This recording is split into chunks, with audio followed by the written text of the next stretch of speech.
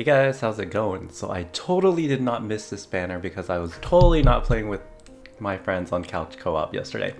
But anyways, I woke up this morning and I saw, wow, this banner. Like the amount of salt on this banner outweighs the amount of hype on this banner. But I do see it's Ishtar and I really like Ishtar. She's voiced by Ratana.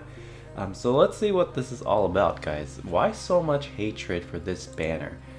There is one particular hero on here where I think people say he got shafted, right? So here we go. We already know it's Ascended Ishtar from the screenshot, but why is this banner so hated? Okay, Rumbling Thunder, so this is obviously from Genealogy of the Holy War. It's related to Ishtar. And she has Thundering Tome, it's a unique tome, and Blue Feud 3. We all like the feud skills because they can fight each other with the same color. But so far, it doesn't look bad, right? Another Wind Mage, so we have two mages in a row here. And he's going to be Green Infantry. Wow, most competitive green tome. So Grown Vulture, which is nice because that's inheritable, and then you get the Speed Resist Menace, which is going to be genuine fodder for any competitive mage. And then here, this is the unit that people said keeps getting shafted, Astra's Wake. I know, he's kind of the sibling. They wear the same armor, but the reason they say they get shafted because he's kind of the 4-star demote with the Spirited Sword. We'll go over a Spirited Sword, but definitely if you have Astra in your name, you should be able to have some form of Astra. Now let's take a look at Ishtar because she looks great. Look at that. That new art is stunning. I don't know, I might have to roll on her, maybe do a +10. Blue Tome. So this directly replaces her current unit and she gets a new Mjolnir unit, and then Life and Death 4 really does synergize with her well because you want to get as fast as you can with her tome. Luna's going to help break through those tough defenses. Do like it's a new story chapter. I do like the stories for this so far. Anytime it involves Veronica doing something cool, it kind of brings back the original story from book 1. But let's take a look at some of these skills. We have Thundering Tome, which is unique, and accelerate special cooldown -1 at the start of turns 1 through 3, or if unit's HP is less than 100 at start of battle, grant special cooldown -1. So you're going to be able to be proccing that special quite often in the first 3 turns, as well as if you have less than 100 health. During turns 1 through 3, or same condition, grants +6 to attack and speed during combat, and also special triggers deal 7 damage and neutralizes damage by X effects for non-special abilities. So this is an all damage focus, hit hard, hit fast. So let's take a look at the next unit skill here.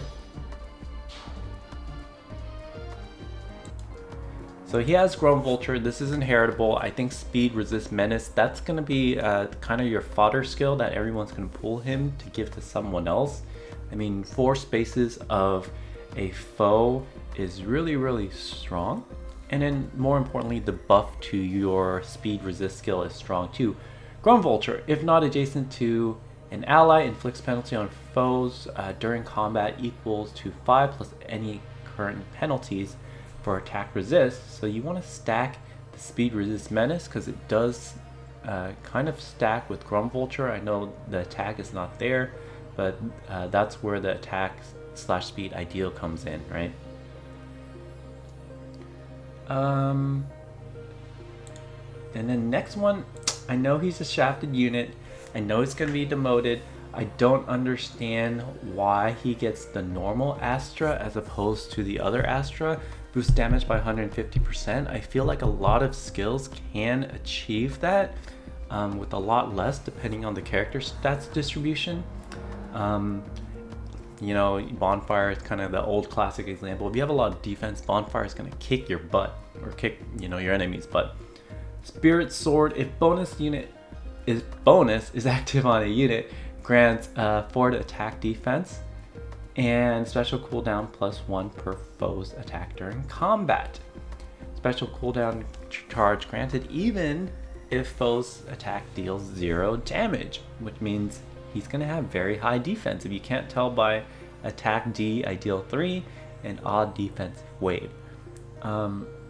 So we were just talking about Bonfire, and maybe, you know, if you run the statistics, he might be better with Bonfire, which is kind of sad because they gave him Astra.